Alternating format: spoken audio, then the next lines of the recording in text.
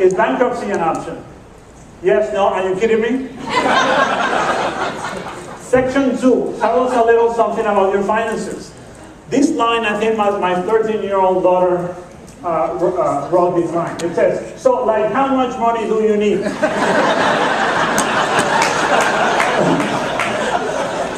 Please round to the nearest billion. Do you have a business plan for spending this money? Yes, no? Let me get back to you on that. In the unlikely event we do not approve this transaction, please take off the box that best describes the consequences for the American economy. Catastrophic, dire, catastrophic, apocalyptic, frogs and fish will rain from the sky, and it will be the end of America as we know it. Go. Next, section 3, tell us a little more about your business industry. Hey, we are GM. We could have substituted in for Toyota here, but anyway. We have made products people don't want to buy, make sure that it's a miserable experience to buy them, and now we want the US people to pay for arrogance and ineptitude. But we are trying, besides it's all Toyotas. We are Chrysler, our products aren't bad, but in our CEO Bob Mandelli's previous job, he ran Home Depot into the ground. Oh, we are a bank or a financial institution. Voila. Sorry, bankers. We knew we shouldn't have been making all those Indian loans, but hey, what the hell? We have the bonus pool to fix them. We are in some other industry, some other business, but the way we figure it, free money is free money, right? Section 4, administrative and legal stuff, says, once your funds are approved, please indicate how you would like to receive them. No worries, I'll just drop by and pick them up with my gold screen. Unmarked bills, non-consecutively numbered, there will be a getaway car waiting outside the Treasury office. Just wire the funds to our LLC, CO Bank Suites, the Grand Cayman Islands. Write the check directly to the Four Seasons Resort and Spa Company, Laguna Hills, California, attention Charlene. But the thing that makes this thing true to heart is this. Presidential election campaign fund. Please check here if you would like $3 of your bailout money to go to this fund. Next.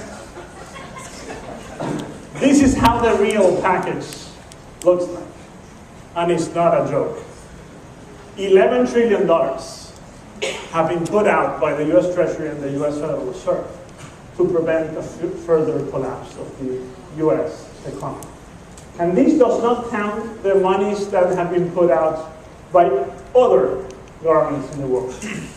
This is only us. This is just a printing machine printing humongous, obscene amounts of money. Out of these $11 trillion, $3 trillion have been spent, but the rest are there, buying lots of things, mortgage-backed securities, commercial paper, asset-backed securities, and so forth. Next. This is a massive monetary expansion, and I am not going to talk about the fiscal expansion because I don't have time, so next. This is how we did back then when we created this bubble in the housing market. We lowered the interest rate to 1% and mortgage rates collapsed. We sold a lot of homes that we should have sold for the next 50 years. We sold it in 3 years. So now we are paying the consequences of that. What are we doing? The same thing. It's even worse. Now interest rates are almost 0%.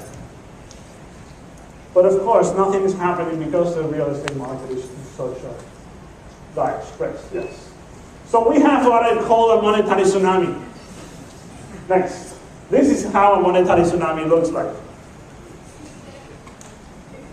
This is the money, this is the Federal Reserve balance sheet. This is the amount of, you can see this was normal. And then the tsunami came. And this is the amount of money that has been put out in all the programs, foreign swaps, PDCF, TIF, commercial paper and money market, repos and discount window, agencies, MBS, treasuries. You know, we have been told that the Chinese are buying treasuries like crazy. Well, it is not only the Chinese, it's ourselves. We are buying 776 billion US treasuries to support our economy. Next. This is the monetary base. This is normal. This is not normal. So whenever an economist tells you that he knows what is coming to us, don't believe them, because they have no clue, because we have never been here. So the consequences of this are unknown. And now if Greece happens, then things could even get worse. Next. This is the amount of money in different programs. Next. The housing market. I know that the California housing market is very, very different than the rest of the country. Properties below $400 are selling like hot bread. But the rest of the country is not doing so well. Next. This is new home sales at the bottom, and they will remain at the bottom for a very long period of time. Next. Months of supply, 7-8 months, still very high. Next. Housing starts, just starting to pick up, but I don't give them a lot of importance because, we are not producing any, constructing almost anything. And as Abel told you, foreclosures are going to remain very, very high, so nobody's going to build that many homes. Next. Even resale homes. You know what this was? This was created by the first-time home buyers credit. You know what happened? You did not have to prove that you were first-time home buyers until December 31st. So these were all no first-time home buyers, let me tell you. Then they put the conditions that you had to prove that you were first-time home buyers. Oops, it came down. So this is what is happening in the housing market. Next. Supply of homes, very, very strong. Very, very strong. Very, very high. Normal is 4.5 months. We are almost twice that level. Next.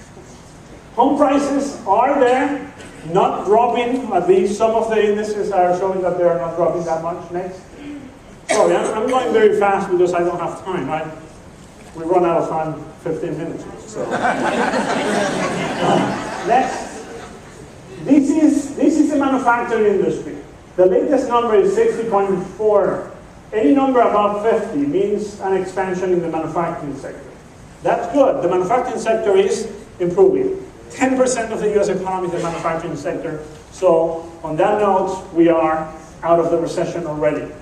Next. The service sector is also improving. The latest service sector number is 55.4. 90% of the US economy is the manufacturing, is the non-manufacturing sector, the service sector. That sector is also improving. So we are out of the recession right now. The problem is that I don't see the housing market getting out of the recession anytime soon. There's still plenty of things that have to happen in the housing market. Next. This is my biggest concern, the US consumer. Next. One of the reasons is because credit is nowhere to be found. We are just starting to see some non-revolving credit increases, but look at credit cards. Revolving credit are still very, very low. I mean, negative, actually. Next. Consumer confidence is very low. Next.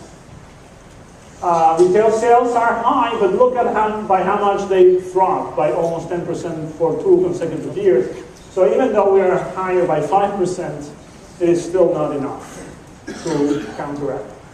Next.